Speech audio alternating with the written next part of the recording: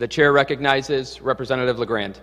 Thank you, Mr. Speaker. Mr. Speaker, I rise today in support of this bill, not because I expect that this is going to be a close bill, close vote, and not because I expect that all of you are necessarily going to be listening to my speech, but I want to make a couple points here, and I think it's important to do so. Incarcerating people, I think, is one of the most momentous things that we do. We're dealing with very, very core issues here. We're dealing with issues of liberty. We're dealing with issues of freedom. Incarcerating someone is probably the most intrusive thing that government can do in an individual's life. And at the same time, being a victim of a crime can be the most traumatic thing that happens in someone's life. So both being an offender and being a victim can be pivotal and life-changing events. And that means that I think a lot of times legislatures pass bills based on based on motivations that they shouldn't be using. Bad press articles, motivations of fear, motivations of anger.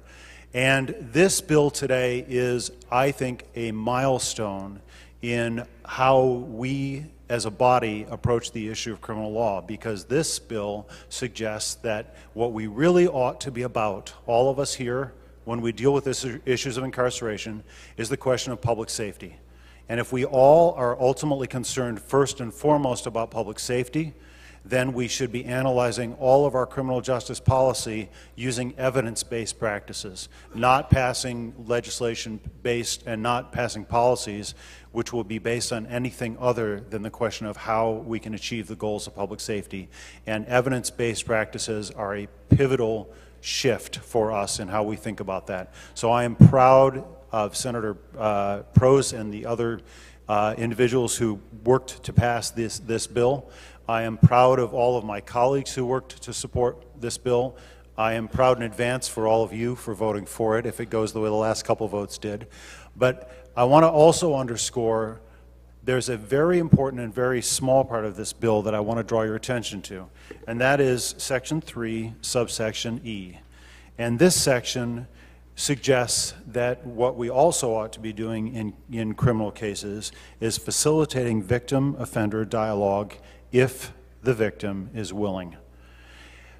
And I want to point out to you that I have spent a lot of my time before I got here working in a field called restorative justice. And what restorative justice practitioners have found is that survey after survey after survey, if you ask victims what they want, punishment is usually fifth.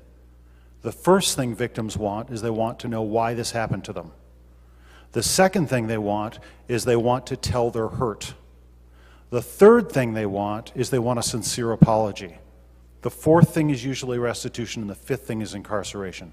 Those first three things, why did this happen to me, telling their hurt and getting a sincere apology, all drive through an encounter between the victim and the offender. And I can't stress strongly enough that this bill is drafted exactly right. That should only ever happen if the victim wants it. But survey after survey shows that if you actually ask victims what they want, about 70% of victims want answers to those questions. They want to know why this happened. They want to tell their hurt, and they want an apology, and they want it from the offender.